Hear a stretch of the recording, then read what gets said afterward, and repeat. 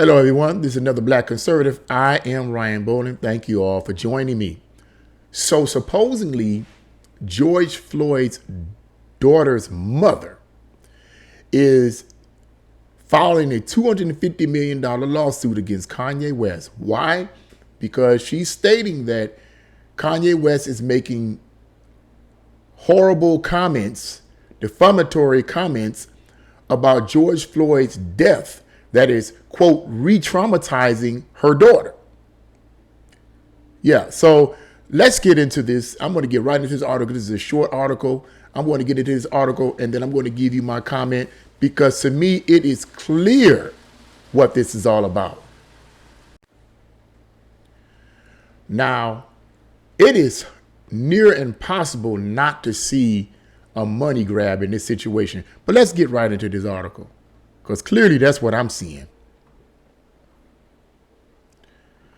And the article starts off, the mother of George Floyd's daughter has reportedly announced a $250 million lawsuit against Kanye West, claiming the billionaire rapper and fashion mogul's recent comments in which he seemed to attribute Floyd's death to fentanyl and not police brutality have, quote, re-traumatized her daughter.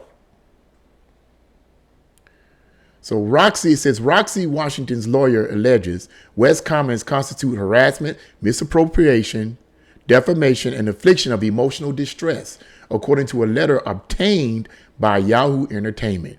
It remains unclear how West's remarks are defamatory, since the dead cannot be defamed under the law. Pretty, huh? The interests of the child are priority. George Floyd, and of course a lawyer is going to talk her way. George Floyd's daughter is being re-traumatized by Kanye West's comments, and he's creating an unsafe and unhealthy environment for her, attorney Nuru Witherspoon said. The lawsuit will reportedly also go after West's business partners and associates. It remains unclear if lawyers have already filed the lawsuit in court or if the announcement is a strategy to force West into a settlement, which is probably what it is, a strategy to force him into a settlement. You're not going to get no $250 million, of course. They do that, but then you got to, if they can force you into a settlement, you'll go ahead and settle for maybe like $1 million and put some money in their pockets, the lawyers' pockets, and also the family. West made the comments during a recent appearance on the Drink Champs podcast. I've never heard of that podcast. Have any of you ever heard of that podcast? I haven't. They hit Floyd with the fentanyl. If you look, the guy's knee wasn't even on his neck like that, West said. Okay. And then the article goes on to say, earlier this week, attorneys for George Floyd's daughter and her mother sent West a cease and desist letter demanding that he stop commenting publicly about Floyd's death. A medical examiner ruled Floyd's death as a homicide. Now get this, excuse me, get this. And I've read what I'm about to read now. I've read from other sources as well, months in the past. The article goes on to say, however, an autopsy report noted other significant conditions, including heart disease, fentanyl and fentanyl intoxication. Okay. And that right there, heart disease and fentanyl intoxication. Now, there was an article or a news report that I read, like I said, months ago, that stated the same thing, suggesting in that report that prior to the knee on the neck, George Floyd was already had fentanyl in his system and was complaining that he couldn't breathe before the knee on the neck. But that's another story. People are not going to hear that because they've been so bombarded with the idea that his knee on the neck is what took his life and things like that. But anyway, the article goes on and says, Breitbart News reported Kanye West donated. Now here's the part that's interesting to me. As Breitbart News reported, Kanye West donated $2 million in 2020 to support George Floyd's family members, as well as those of Auburn Arbery and Breonna Taylor. The fund included an education plan to cover college tuition for Floyd's daughter. And that's the end of that article right there. And I find that interesting that he already donated money to George, $2 million. $2 million. That ain't no drop in the bucket. to George Floyd's family in 2020. Now, first, let me say something about this. Here is a celebrity who has a lot of conservative worldviews, or so it seems. He has a lot of conservative talking points, donating money to these family members of George Floyd. But when you connect Black Lives Matter to that, I'm wondering if they gave any money to the George Floyd's family. Because what I'm hearing, they didn't give any money to George Floyd's family, and it wasn't until later on, I believe, and correct me in the comment box if I'm wrong, it wasn't until later on when the family began to cry out to Black Lives Matter, you guys haven't helped us with anything. So $2 million is a lot of money to donate to that family. Okay, now, having said that, this is not an argument about George Floyd's death or what caused it, because I have my own views on that.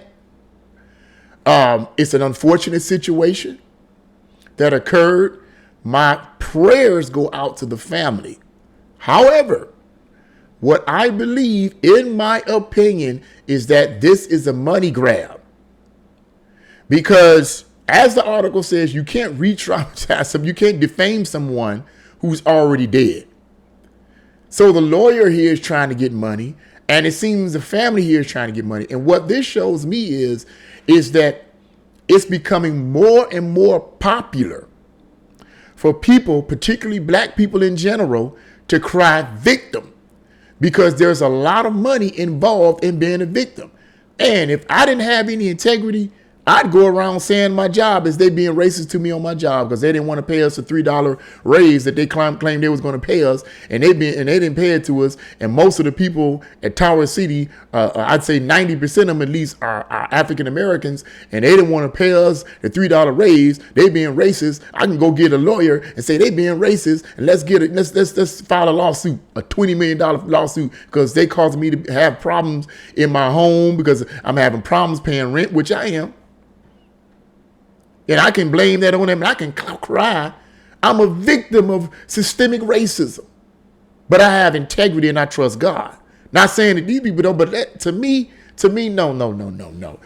Like I said, my heart go out to the family members who lost George Floyd. Some of them may have been close to him. I don't know. I didn't live with them. I didn't talk with them. I don't know anything about these people's family and what they dealt with and the emotional trauma. I'm pretty sure that hit hard. But the way I see this is clearly a money grab. And it seems to me, like I said, it's easy to just go around hollering that I'm a victim of whatever. You look at it. You think about it. Kanye West, the man's rich. He's super rich. And he's taking great risks by saying a lot of the things that he's saying and saying and not being worried about, or so it seems, not being worried or concerned about the repercussions. My analysis of that is he simply doesn't care, because he believes he's well known all over the world. Okay, he's well known. He's a multimillionaire and a billionaire, from what I've heard from one particular source. Says he's either a billionaire or he's approaching being a billionaire. So the man has some serious dough under his belt.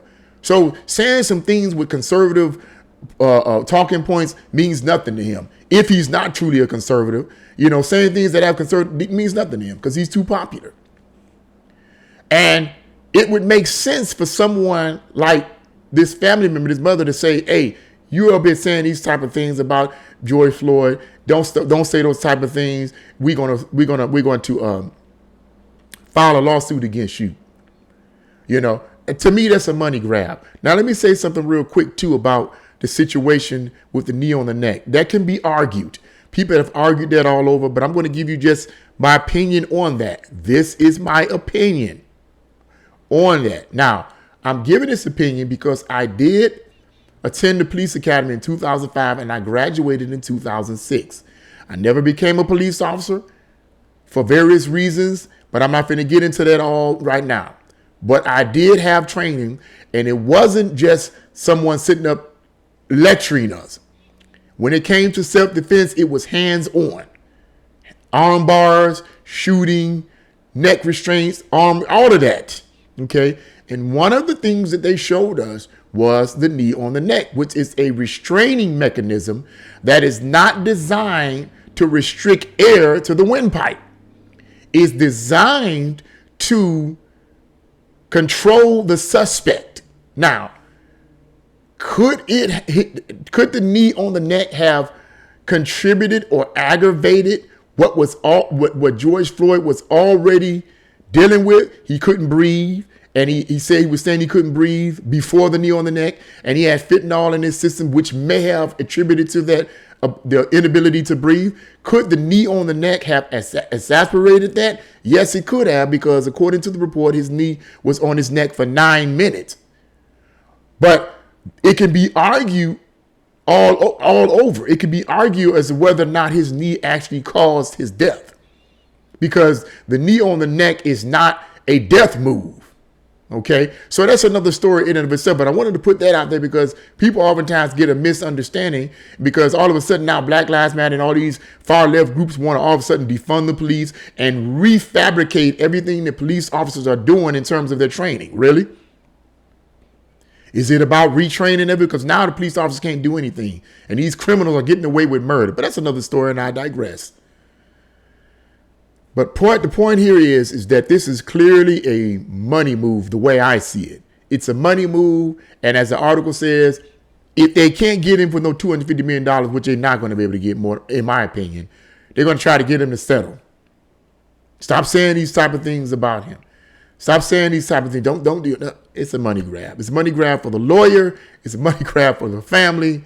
It's cool and popular and profitable to cry victim in today's society.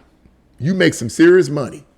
You can make some serious money. And like I said in the closing of this video, if I didn't have any integrity and if I didn't trust God, I'd cry victimhood for my job.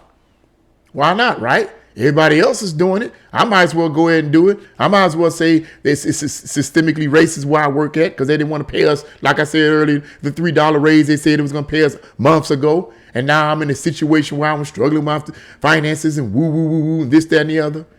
But I've been down this road before.